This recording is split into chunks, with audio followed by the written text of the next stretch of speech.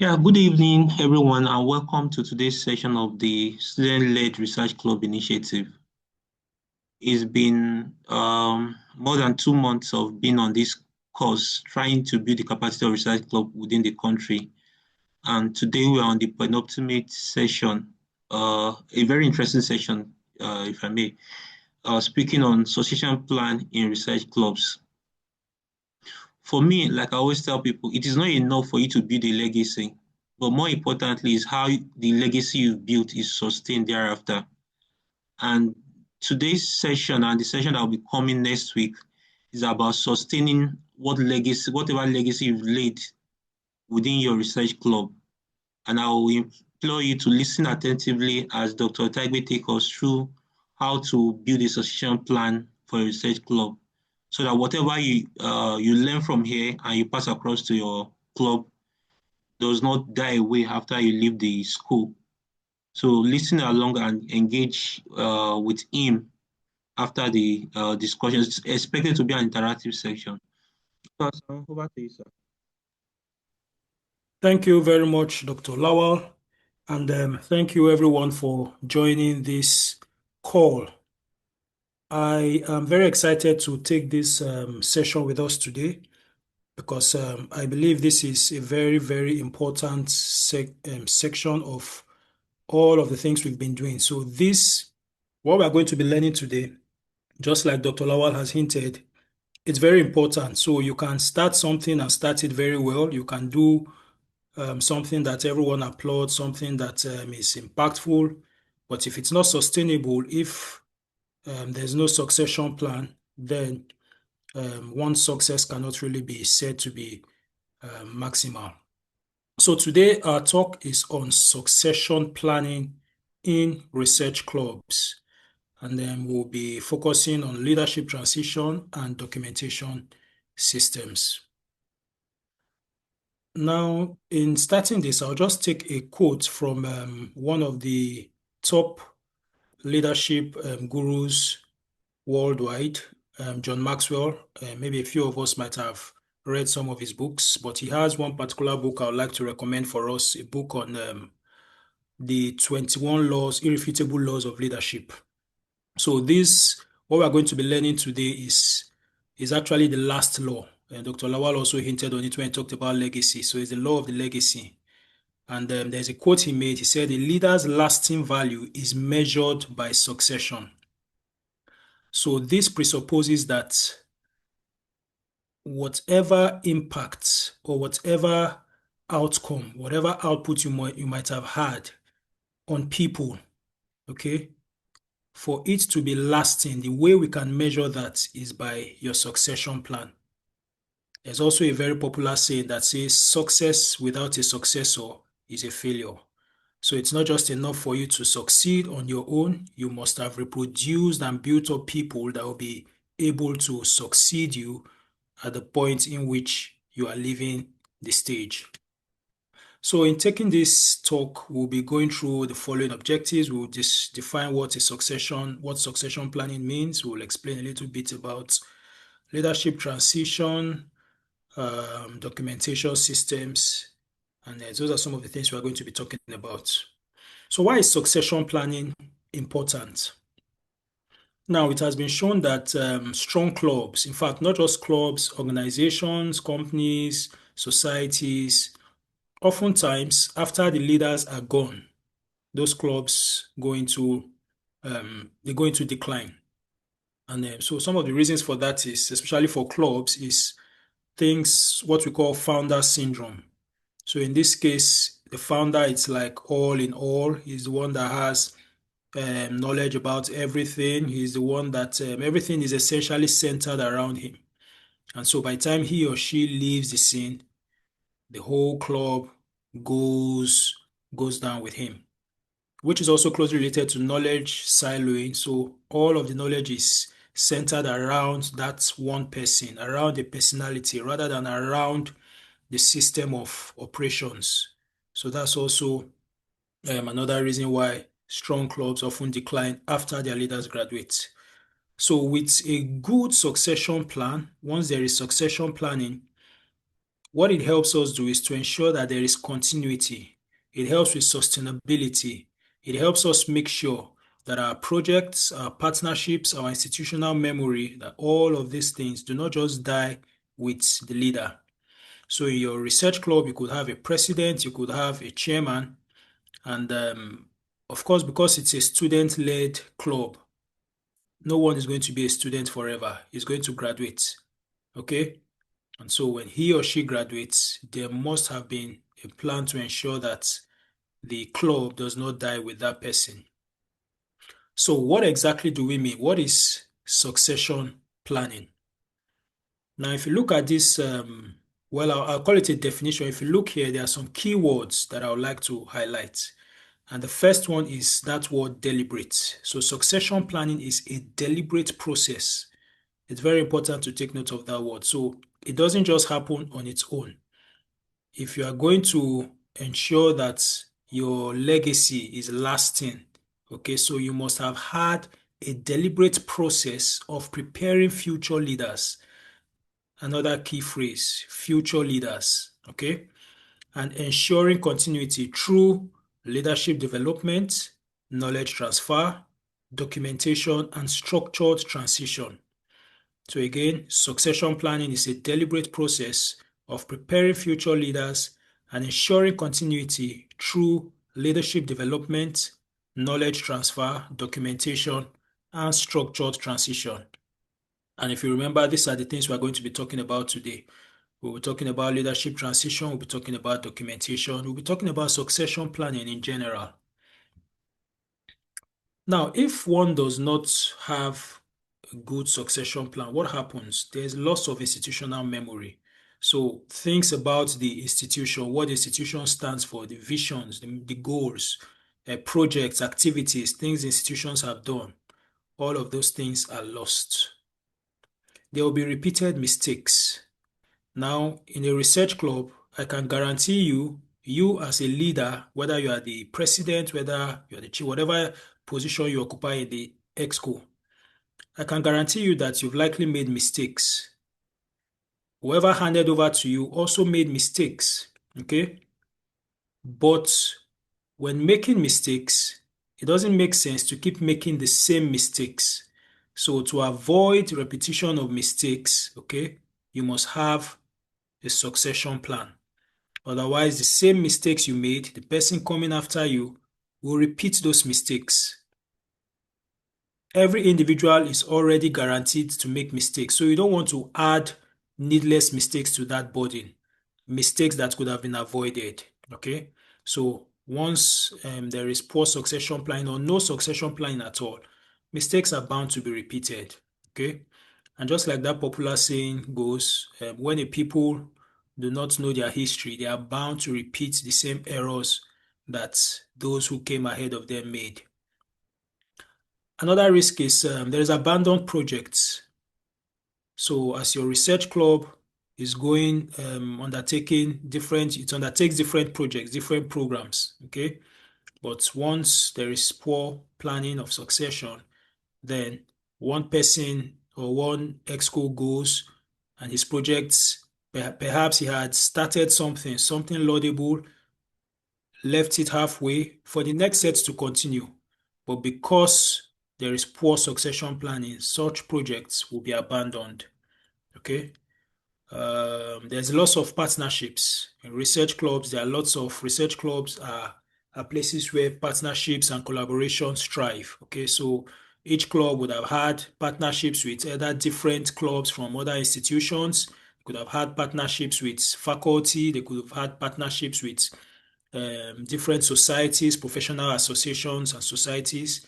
Okay, but without good succession planning, these partnerships are lost. There will also be challenges of financial accountability. So because one leadership group did not plan the succession well, financial accountability challenges are bound to occur.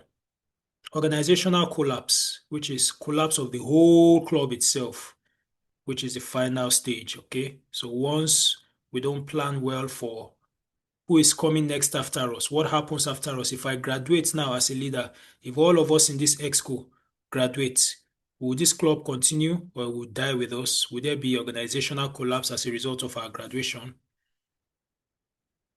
Okay, I think I'll take this later, ways we can prevent that. So with good succession planning, we'll be able to see things like clear documentation, overlapping leadership, standardized onboarding. Those are some of the things we will see in good succession planning, which will ultimately help to prevent organizational collapse. Now let's look at the succession planning cycle. So it starts with identifying future leaders. If you remember the definition I made, I said it's a deliberate process, okay? Then I also talked about future leaders. I highlighted that phrase because it's very important. So when we're looking at succession planning, the very first step is to identify future leaders. So we're going to look into detail with these 4 steps: how we identify future leaders, how we develop and mentor them, how we transfer knowledge, and how we can monitor and support transition. And of course, because it's a cycle, after doing that, the process starts all over again. The new leaders, they start at the very beginning to start identifying future leaders. So that process is something that happens right from the very beginning of your leadership journey. So it's not something you wait till maybe election time or till it's time for selection of new leaders. No. As at the very time you are appointed or elected or selected, whichever means with which you got into that post, that is the time where you start planning for succession. So it's a cycle. You identify future leaders, you develop and mentor them, you transfer knowledge, and then you monitor and support transition. So like it was earlier said, I'd like this to be an interactive section. Okay, so I will just open the floor for those of us on the call. We'll start from the first one, which is to identify future leaders. So how do we identify future leaders? Now, I have some points here, but before I share with you my points, maybe you can put on the chat box. How do you think we can identify future leaders? So in your clubs, in your research clubs, I want to believe most of the people in the executives are either in their penultimate year or in final year, or they're in higher levels, excuse me, meaning that they'll soon be graduating. So how can you identify future leaders? So you can put on the chat box what are some of the things you can do to identify leaders, or who are the people you will say are future leaders. In your groups, in your research clubs, you have different types of persons. What are some of the things that will give you a pointer? This guy, this lady, this is a future leader I have identified. So what are some of those things we'll be looking out for? You can mention, I'm monitoring the chat box to see if there are any comments. Actively participating executives are future leaders. So thank you, Hanifa. I agree with that. People who show willingness to serve. Very important. Thank you, Chiamaka. People who have interest in the activities of the society. So that's important because leadership, you as a leader must show the way. So you yourself must have that interest. One with good communication skills. That's what Destiny says. Another brilliant point. So these are very brilliant points. People who take responsibility. Another very brilliant point. Okay. People who are willing to learn. Another brilliant point. We observe those that are disciplined and are constantly achieving goals, especially those that can carry others along while achieving them. Brilliant. So this points to me that you all are already, it gives me that impression that yes, you have already started that process. Okay. So, I mean, you guys are making some very, very vital and important points. People who are accountable. So these are great leaders. So these are great potentials. So when you see these potentials in people, immediately you start to say, yes, okay, this guy can be a future leader. This lady can be a future leader. Okay, person is accountable, is willing to learn, is disciplined, achieves goals, set goals, he can carry others along, he takes responsibility, has good communication skills, okay, has an interest in the activities of the society, is willing to serve. That willingness is very important. actively participates in meetings, participates in the activities of society. So those are important things. Very good intellectual curiosity to knowing the whys, hows, etc. behind every move. So curiosity, intellectual curiosity, also very important. So thank you for this engagement. These are very, very brilliant points. I couldn't have said any better. You've mentioned very important points. So this presupposes to me that you know how to identify future leaders. So it's to go out and implement all of this. So we identify future leaders, leaders who have all of these things we have mentioned. So I'll also give you my list, which has many of the things you said. It's not an exhaustive list, but I'll just show us some of the things I put down. So members who have commitment, okay, to the club's vision and mission, okay. Those who are reliable, consistent, okay, they take their responsibilities seriously. Someone mentioned that. They consistently attend meetings. So you can't want to be a leader of a group whose meetings you don't attend. That is not consistency. That is not, you are not a good motivator. You are not going to inspire people like that, okay? Teamwork skills. I think someone mentioned something closely related to that. So a good leader must be someone who has, who is a team, who works, who knows how to, he knows how to work in a team. Okay. So he's a team player. Yes, that's the word I'm looking for. He's a team player. All right.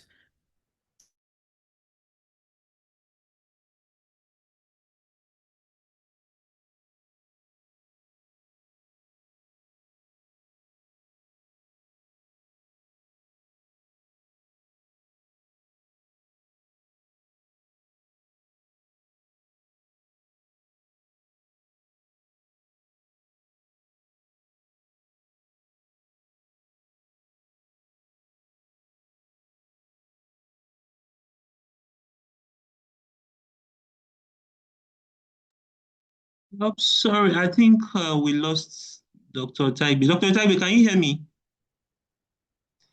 Let's just stay on the line, on the call. I'm sure he's going to join back. I'll call him to call his attention to it.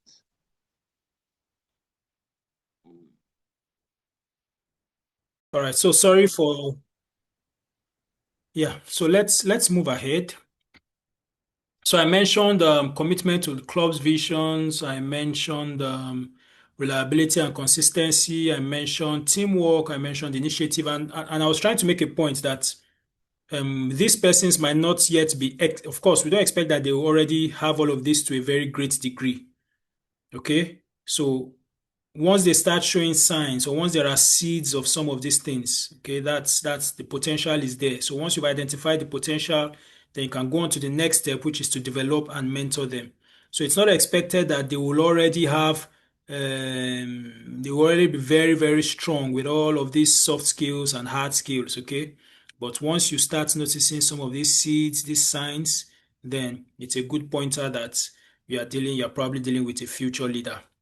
Then capacity to learn, curiosity in research activity. So these are some of the points we see. Then another thing to note is that these people may not always be the loudest voices, okay? But sometimes they are just the members who quietly deliver. So you give them responsibilities, they deliver on it. You tell them to reach out to someone, they reach out to the person.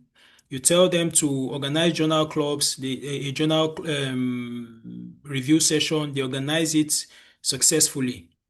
Okay, so they may not be very loud voices, but consistently they are delivering. So those are people who you note as future leaders. So let's move to the next part. So having identified these future leaders, the second thing to do is to develop and mentor them.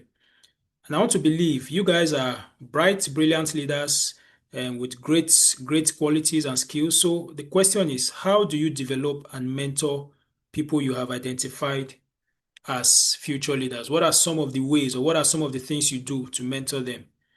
Okay, so you can tell us from your own experience what you do, or you can tell us as an idealistic thing, what are the things, what are the ways in which we can develop and mentor leaders. So again, I'll look through the chat box and see whether there are any comments on this second aspect of developing and mentoring future leaders that we have identified. Yes, so feel free, drop your comments on the chat box. And I guess you can raise up hand to speak if you intend to use that option. Leaders, but in our succession plan, we are trying to see how we can mentor them. Right. So I see some points here. Chiamaka says actively engage them in specific activities so they can learn. Beautiful.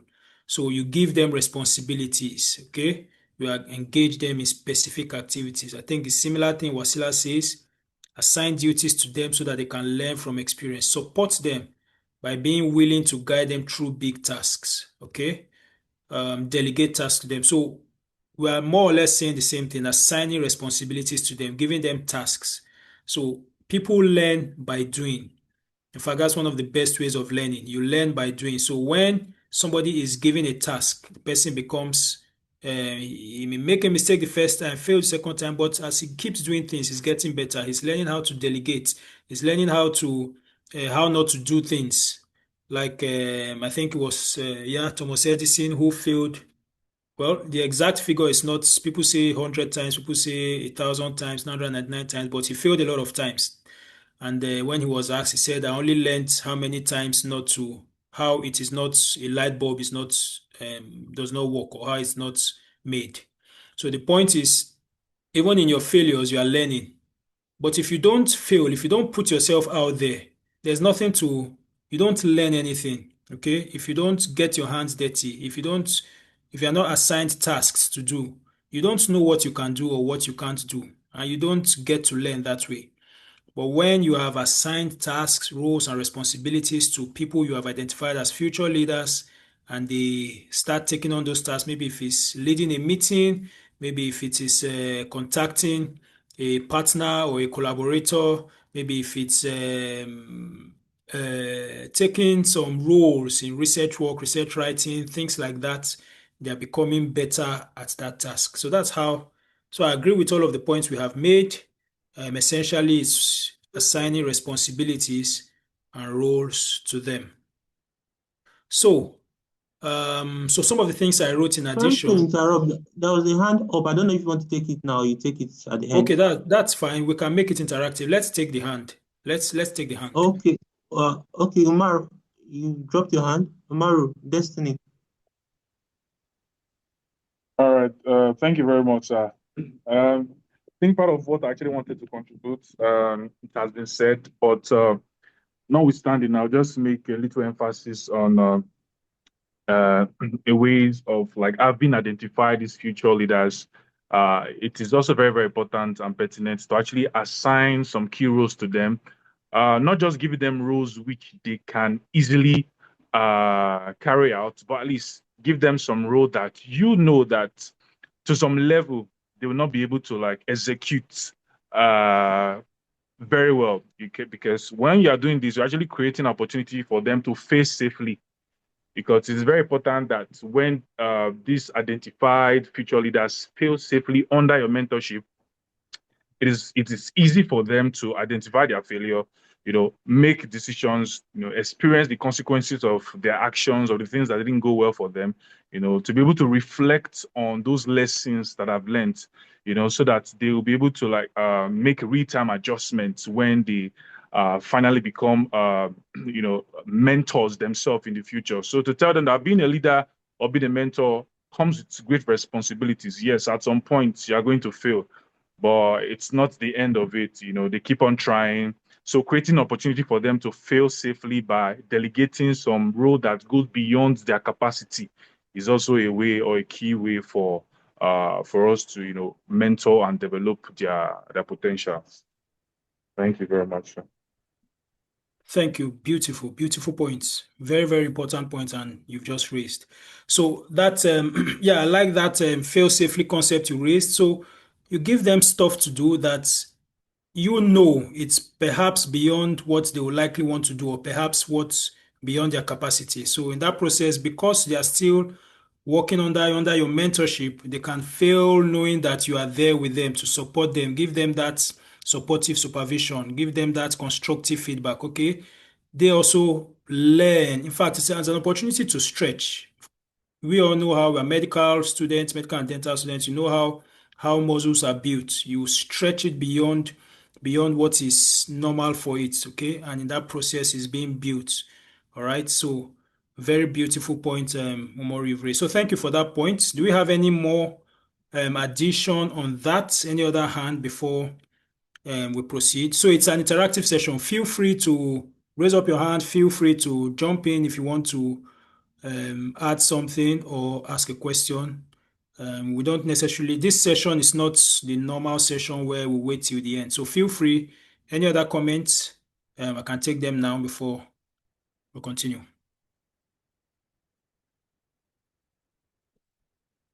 Okay, so in the absence of any for now, let me proceed and hope that while we continue, you will be able to engage with the content. So we've mentioned all of this. You allow them coordinate projects, you involve them in planning. That's also another thing because one of the major roles in leadership is planning. So involve them in planning. So sometimes you don't only have to, it may not be only your EXCO members planning meetings, planning activities, planning the sessions activities. You can involve some of these people you have identified, involve them in planning. Let them understand what it means to plan. Let them understand what it means to develop Gantt charts. Let them understand what it means to draw up a budget. Let them understand some of these things. It's not when they're already in leadership, they start learning for the first time. No, they can learn under your tutelage. They can learn under your supportive supervision and mentoring. All right. You give them constructive feedback. Okay. So you did this well, and feedback has different points. What you did well, what you did not do well, and how you can do it better. That's how to make feedback constructive. So you let them know what they did well, let them know what they didn't do too well, and how it can be done better. So that's how to give constructive feedback. And I also want to implore us, let us have this culture of feedback. Feedback only makes the work better, okay? Let's have the culture of feedback. So as leaders, you should have times where you take feedback from even your club members. Maybe you've organized a program. You can have a survey at the end of the program. How did you see this program? What did you think? And that's one thing we at Manuscript Writing Hub we often do. Even after this session, you will notice that we're going to have, after the whole thing is complete, we'll still have a section where you're going to give us feedbacks. What did you think worked well? What didn't work well?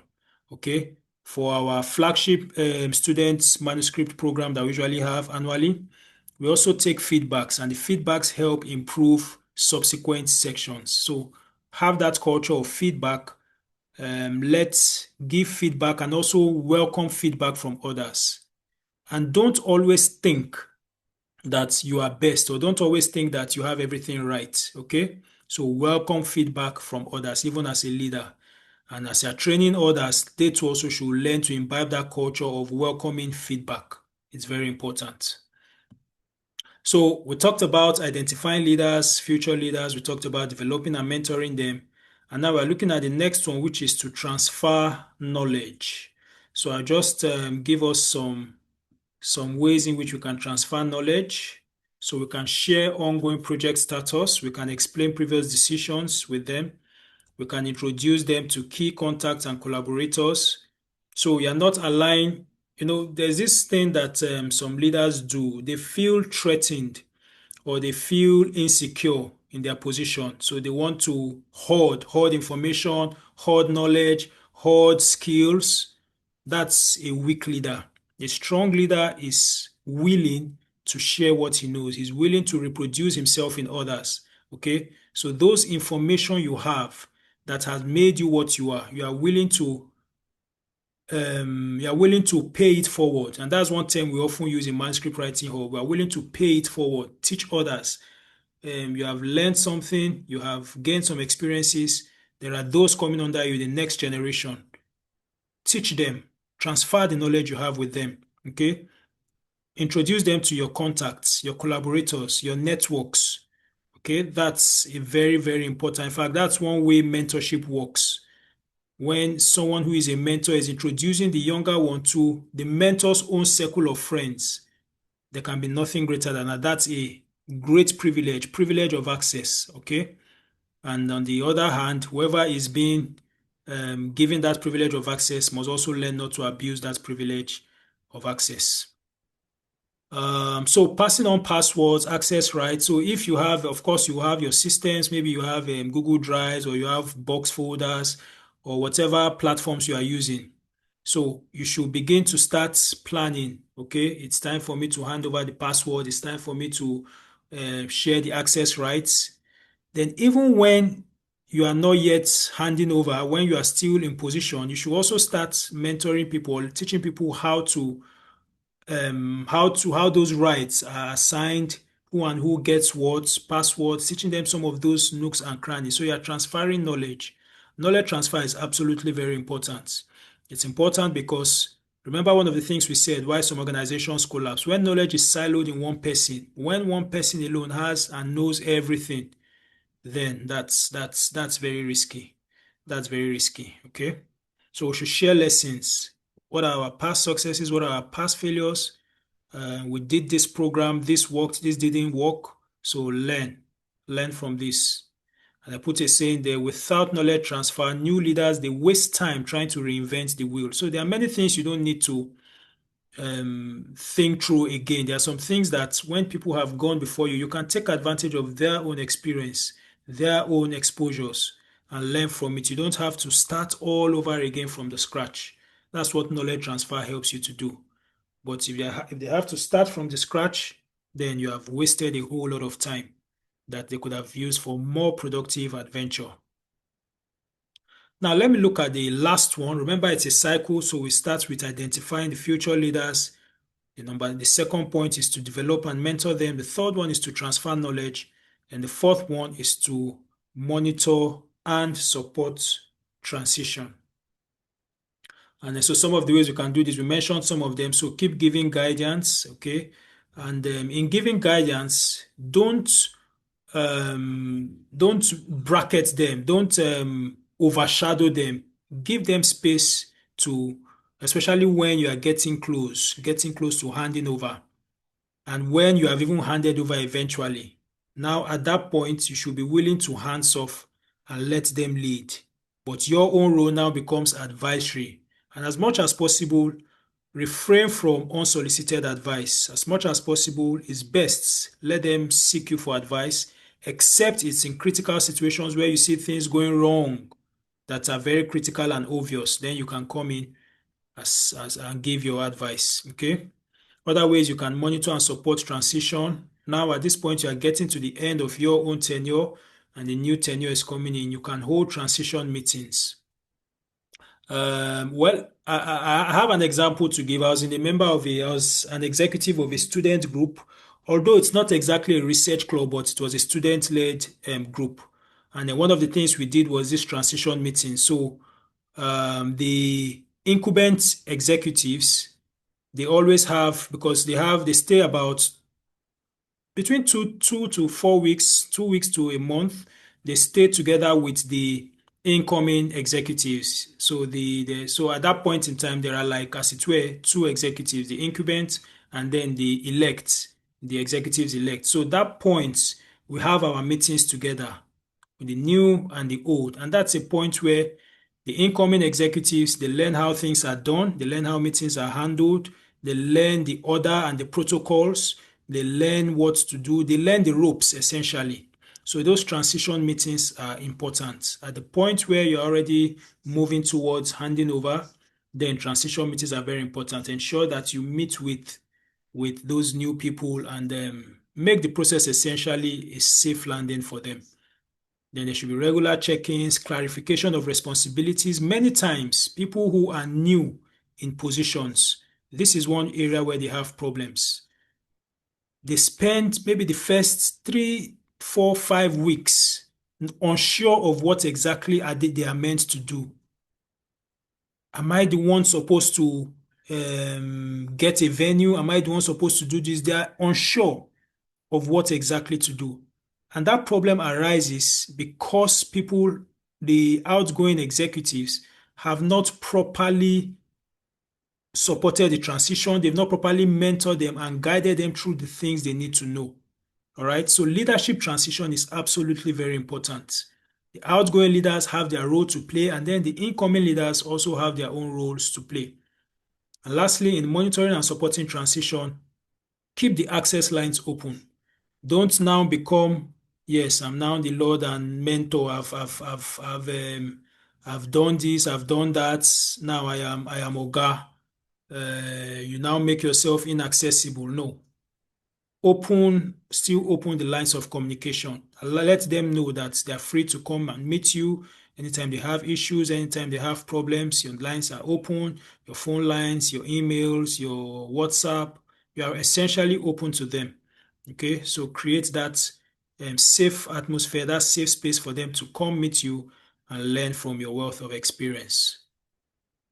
So quickly, leadership transition, some of the important things. Okay, I think I've mentioned some of these things. So outgoing leaders, as much as possible, try and complete projects. Don't be a wicked leader. What that means is don't initiate bogus projects that will put the incoming leaders in trouble. For example, let's say you want to do a project and you take up a huge loan towards the end of your tenure. You take up a loan that is going to put the new leadership in debt. So they are starting out their executive term in debt. That's for want of words, I would say it's wicked. So ensure that whatever it is you are handing over to them is things that they can safely handle. Complete your projects as much as possible. That's not to say, of course, there will be some projects that are yet uncompleted, but in that process of transition, you should guide them and show them the ropes, things they need to know to complete such projects. Another very important point is handover notes. Many times we underrate the importance of this, but this is extremely very important because in your handover notes, you are going to document how your own tenure was, the challenges you faced, the mistakes you made, the achievements you had, and you're now going to document and write some recommendations for the next set, preparing their minds what they are going to face. And those handover notes can be very, very, very, very useful handbooks, useful things for the next leaders, useful points of reference for the next leaders. So always ensure that you don't hand over without a handover note. This is absolutely very important. Then update your records, student records, membership records, financial records. Update all records as much as possible. Don't leave disjointed records for the next group. And the incoming leaders, of course, their own role is to review all these documents, understand what's expected of them, clarify priorities, and and that. Then in building a leadership pipeline, so these are some of the things we've said. Now we're saying it in different ways. We should be able to delegate responsibilities early, create committee structures, assign project leads, mentor junior members. We've mentioned this in different ways. And I'll say something about sustainable club models. So for all of you guys, you have your research clubs. Don't build your research clubs around a person.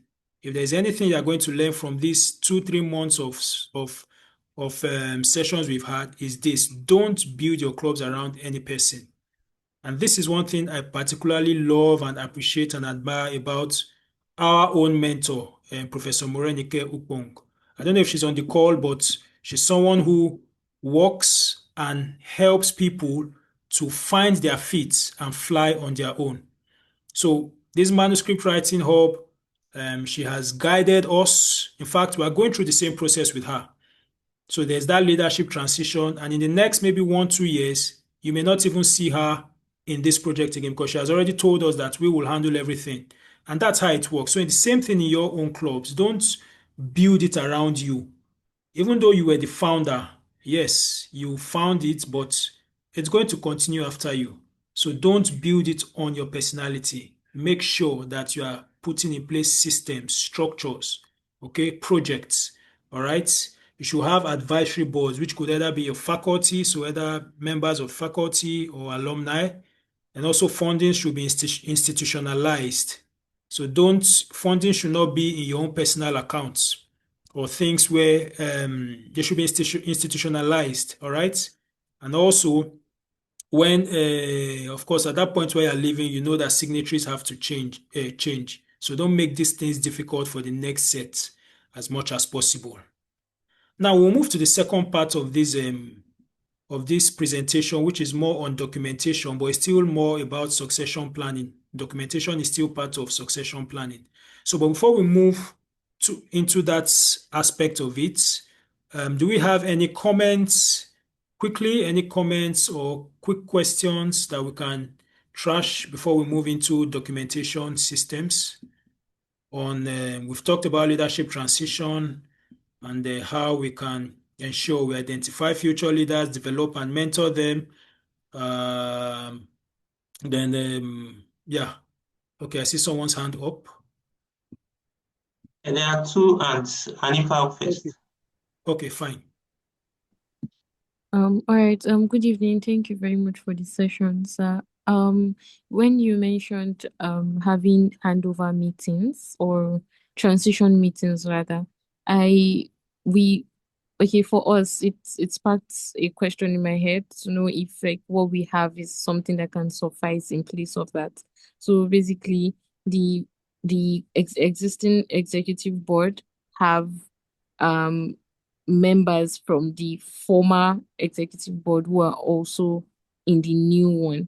So does that suffice as a sort of transition protocol, or we still are meant to have like meetings, like a transition of about a month, like you suggested? Okay, so yeah, I think that does. Most times there's I think what you're trying to describe is maybe something like ex officio, where you have past executives, maybe 2 or 3 of them still in the current executives.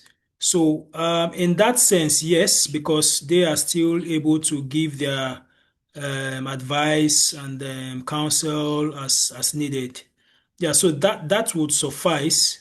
But again, the type I was talking about is a little bit deeper than that, and I think it's something I would recommend. So the point is, you can decide. I don't know how your own leadership is. How do you guys select? Do you do elections or you select leaders? How do you do? Let me use that to answer the question better. Do you do elections? Okay, we open applications. Existing Okay. executives who still have like about a year or 2 in school are eligible to apply also. So when we got the applications and then reviewed them, did interviews. The existing president and secretary does the interview, and then they end up choosing the people who are fit for those positions. That's how it goes. Okay, that's fine. So now, my own recommendation, and which is what I was talking about, at that point where you have chosen, so well, it's always best to do what works for you. But I would have recommended a situation where it's not immediately they are selected or chosen that they assume office immediately. So they could have a time in which they are in transition. So it doesn't have to be up to that 4 weeks. It could just be a week. So at that point, they are working closely knit, working together with the outgoing executives.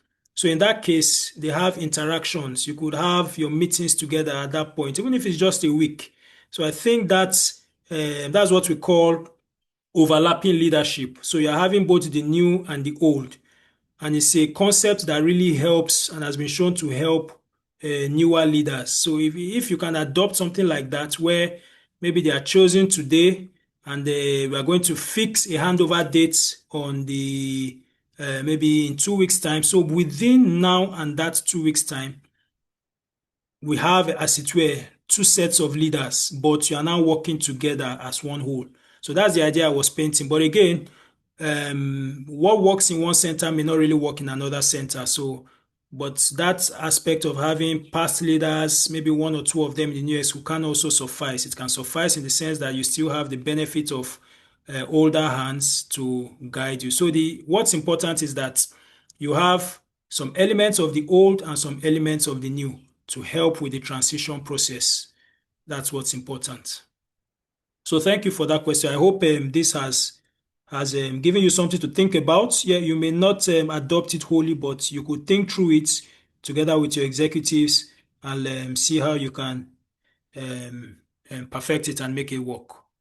Yes, I think Dr. Kudus wants to go ahead Yes, with thank some. you very Okay. much. Yeah, I was just going to make two comments. One of which I think has been partially mentioned by Dr. Taiba and Anifa in their comments. One flaw I've often seen, especially in student research club or student activities, is that people try to hand over when they're about leaving school.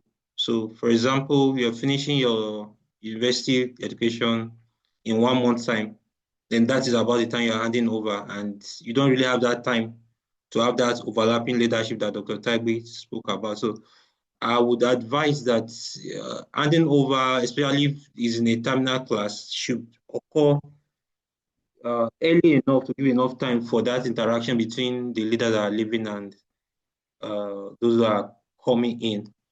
Then secondly, there is a model which works well for some people. So, and I'll use myself as an example. I'm currently a vice chair for an organization, an ECR committee, and invariably that means automatically I'll become the chair for the next year, the coming year. So that's a model that can be explored so that the vice chair for your club can be a chair in waiting for the next year. So what you'll be electing will be the vice chair and who must have learned the rope working with the chair all through the executive year of the research club. But it's an option that can be explored. It's not cast in stone that it's the best option. But also helps to familiarize the leader with what has been happening in the organization. Thanks, and over. All right, thank you. Thank you for that also brilliant addition. Thanks. So just to, for those of us who are in political associations, who are politicians amongst us in student politics and the likes, that model is also similar to what happens in the NAD, the Nigerian Association of Resident Doctors. So when they're electing executives, they also elect the future president. They call him the crown prince. So there's a president, and at the same time, there's a crown prince who is working in the exco, learning the ropes, learning everything, knowing all the contacts, all the networks and connections you need, such that in the new executive year, you already know that, okay, this is the next president. So that's also another example. Yes, that's a political group, but the principles behind that can still be applied to our research clubs. So the idea is there should be that interaction. Very important what Dr. Lawal said. Don't wait till maybe a week to graduation, a week to induction. No, don't wait till a week to exams. You know you're already going to graduate. You know you are not going, this is not, you are going to leave the position. So plan for enough time. Let there be sufficient time for interaction between the new and the old. It's so that's the point. I hope we are able to get that. All right. So I'll just take the last so the last part of this presentation will not take too long. You just maybe 5 minutes we should be done with it. Just look at documentation system. So documentation is very important. Even in clinical practice, we always say what is not documented is not done. The same thing also applies here. Documentation is absolutely very important. It preserves decisions, projects, partnerships, finances, and lessons learned. So what are some of the documents that we work with in our research clubs or that we're expected to have? So there are four main groups of documents that expected each research club should have. There are the governance documents, there are the administrative records, there are the financial records, and then there are the project records. So governance documents, we'll start with that. They include things like the constitution. So we expect that each research club should have a constitution. These are some of the things we did in the first module, if you remember, first week, okay? And the constitution, you should have some policy and guidelines. So you have places where things about the mission, the vision, statement, all of those things are written. So those are all governance documents. Strategic plans, what is your plan for the year, okay? Then other documents, the second part type of documents are the administrative records. So here we have things like the membership database, meeting minutes, attendance records, etc. So these are also very important records that each group must keep. So your membership database, and again, these records, now we are in an IT world. So we don't expect, yes, you could have some hard copy records, but it's also best to also keep many of these things in soft copies. Keep them in clouds, places where they can be, where they are safe, where they are easily accessible to those who need to have access to them, okay, and restricted to those who should not have access to them. All right, so those are administrative records, membership database, meeting minutes, attendance records. Then the next group of documents are the financial records, things like budget plans, income, records of income and expenditure, and the financial reports. Now, this is very important because as student groups, many times you are receiving funds, donations, and stuff like that. So you must show some level of accountability. Don't just spend money. Don't just use money recklessly. You should have financial reports, clearly documented financial reports, okay, showing your income, your expenditure, showing justifications for spendings. So it's also very important you keep these records, and when there's transition, hand over these records appropriately. Then the last group of documents are the project records, things like events. So maybe you had a seminar, so there should be a report on that seminar. How many people attended, what were the high points, what were any major things you need to know for future recommendations for future events and the likes. Then, of course, it's a research club, so you should have your research project files, okay? Then records of partnerships and collaborations with different individuals, bodies, and groups. All right. So like I said, it's best to have them in soft copies, okay? Then also have e-records. So you can have a system, a laptop, on the cloud where you have each of these documents, okay? So you can, and of course, break them into folders as appropriate. So these are just some suggestions. You may not follow these, but these are some suggestions for you. So of course, you're going to have these slides. You can read through them later in your spare time and just look through and see what you can adapt or what you can adopt wholly. All right. Then there's also a handover document. Remember, I talked about having your handover notes, which is this handover document we're talking about. So, of course, you're going to talk about some of your experiences, the responsibilities you had, your ongoing activities, important contacts, okay? So the idea behind all of these things, like I said earlier, you don't want the new person to just start reinventing the wheel. He's going to waste time doing that. The wheel does not need to be reinvented. The wheel is circular. You are not going to create a triangular or a rectangular wheel. So if you are trying to think of how you can create a triangular wheel, chances are you are wasting precious time doing what is needless, okay? So handover notes, make sure you have documented properly the things that needs to be known to the next person. Okay, let me just end this by saying, so in developing a succession plan, we should identify leaders, mentor successors, maintain cloud position. I've talked about all of this. So the key take-home message is this: leadership is temporary, but the institution should endure. Strong systems create sustainable research clubs. So I'm going to end with a quote by the same person I started with. I started with a quote from John Maxwell, and I'm going to end with another quote from John Maxwell. And so he talked about the natural progression of leadership. And there are 4 different stages. So there's the achievement. Achievement comes when you do great things by yourself. So that's achievement. You've achieved something. Success comes when you empower your employees or those under you to do great things for you. So you have empowered somebody to do great things for you. That's number 2. Then the third one is significance. Significance comes from developing leaders to do great things with you. Now, success, you've empowered them to do great things for you. In significance, you have empowered them and developed them to do great things with you. But legacy, sustainable legacy, comes when you have put leaders in a position to do great things without you. And a very perfect example I have given us is Professor Morenike Okpong. This is what she has taught us to do. She has taught us to do great things even without her. And this is the model we want. So be a leader, a research club leader who is training and building others to be able to do great things even without you, even when you are not there. Don't get them overly dependent on you. Don't have that messiah complex. Train them, build them, and reproduce yourself in them such that they move from achievement to success to significance and then to a lasting legacy. So at this point, I will end here and just take maybe if we have any further comments or questions before we end it for today. So thank you and over. Thank you very much, Dr. Taigbe. This is amazing. I mean, I've learned a lot from this. And I think it goes beyond just succession planning research club. This is something that can apply to any facet of leadership of an organization. And I'll plead with you to allow me push this recording even beyond our routine, normal sharing of this. I think it's something people need to have access to. Thank you very much. So I will take questions and comments on what has been presented, then one or two information thereafter.